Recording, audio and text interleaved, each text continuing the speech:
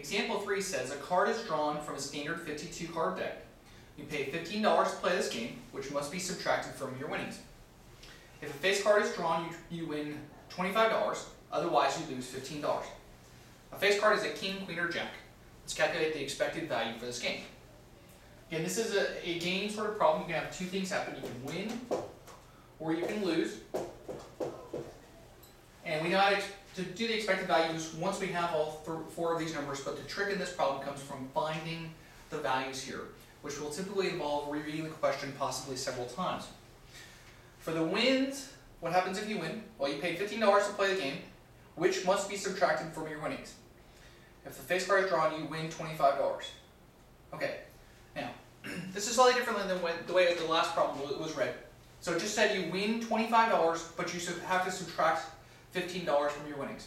This is a problem from your book, and I want to demonstrate how these problems can look differently and how you need to be very careful here. When I'm looking at the expected value about what's actually won, I mean what's the change in the amount between what you had to start with and what you have now. What this problem says, when it says you win $25, what also says your $15 must be subtracted from your winnings. What it's saying is you put $15 down on the table, and if you win, you now have $25. Well, that $25 in winnings is not really $25 in winnings, it's 10, because you only have 10 more dollars than you started with. If you lose, well, you'd bet $15. You no longer have the $15. The amount you lose if you lose is a negative 15.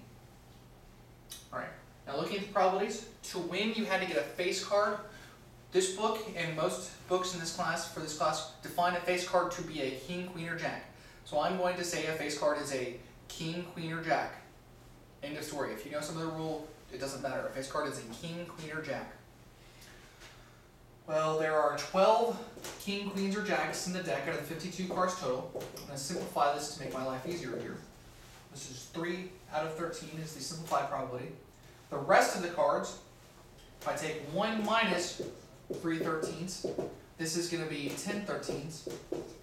That'll represent the probability of losing. So the expected value here should be 10 times 3/13 plus a negative 15 times 10/13, which is going to be 10 times 3 divided by 13 plus a negative 15 times 10 divided by 13. Negative 9.23 or so. So that's our expected value. What this means is, if you play this game a large number of times, on average you should expect to lose $9.23. Again, play this over and over and over and over. If I played this 10,000 times, I would expect to lose about $92,300.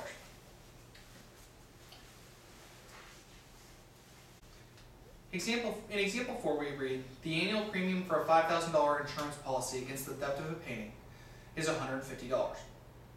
If the probability that the painting will be stolen during the year is 0.01, what's the expected return from this policy to you if you take out this insurance? All right, so there's several terms in here that you have to be familiar with to be able to do this problem, but let's look at the probability distribution table we will need as we go through this problem. So you have a number, and you have a probability. We always have a number and probability. And in this case, two things can really happen in this situation. The painting can be stolen or not stolen. The probability that the painting will be stolen is 0.01. And this may seem a little strange here, but insurance companies keep enormously good records, and they should have a good idea for a painting of this value what the likelihood of this being stolen is. So they actually have people who look into this quite deeply, and they have very good records about that. But they seem to know that this would be the case. The probability that's not stolen would be 1 minus that, or 0.99. Alright, now what is this worth to you if the painting is stolen? So we're going to ignore the value of the painting, we're just talking about this in terms of the insurance. So it says the annual premium of the painting is $150. What a premium is the amount that you're going to pay for the insurance. So at the beginning of the year, you send them a check for $150.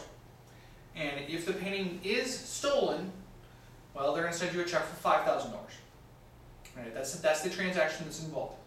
So monetarily to you, if the painting is not stolen, well, this is pretty straightforward. You're out $150. Right, that's the interaction with you if that happens. If the painting is stolen, well, they send you a check for $5,000, but you sent them a check for $150. They are not going to send you the $150 on top of the $5,000. They're just going to send you $5,000. This would be $5,000 minus $150, or $4,850.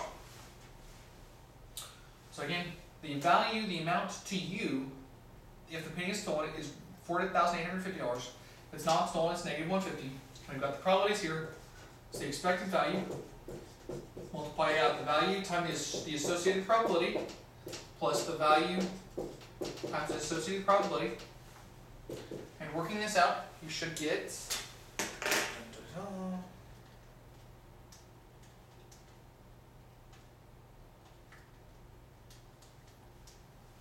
negative 100. Before we talk about what this means, this is the expected value to someone who takes out the insurance policy. If I looked at this from the insurance company's standpoint, well, what changes here is that instead of the painting, they're going to send you the check for $5,000 and they're going to keep the $150. This would be a negative $4,850 to them, a positive $150 for the premium to them.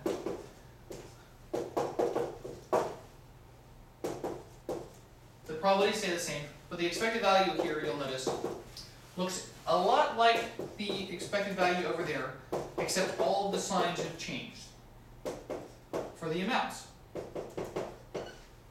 I have a negative here where I had a positive before, a positive there where I had a negative before. This is just going to be a positive $100. This number and this number really should make sense together. If I add up those two expected values, they have to add up to 0. That's always the case. These are going to be negatives of each other.